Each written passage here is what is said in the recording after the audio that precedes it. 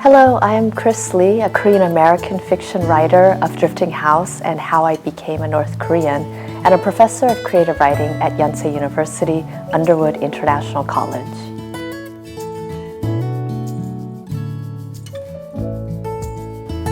I enjoyed the thinking beyond the novel's plot and how the scaffolding of plot held up the exploration of colonization's legacy and the meaning and importance of literature.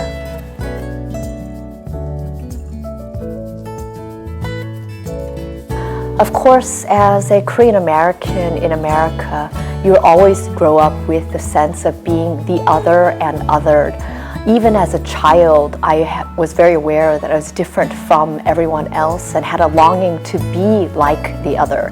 The irony is that afterwards I left for the UK and now live in South Korea, where I visibly look as if I belong, but actually the longer I live here, the more I realize that I will always be the other once again. And so to be the diaspora is not only to be the minority, but it's also to always belong to the borderlines and in between cultures.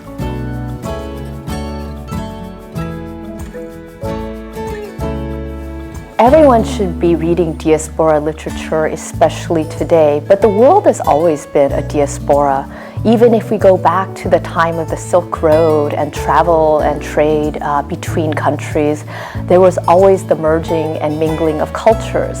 But at the same time, there's so little understanding of one another. That happens through literature. I can see that happening in the classroom when I teach students, where I deliberately try to teach the world rather than an Anglo view of the world or a Western view of the world.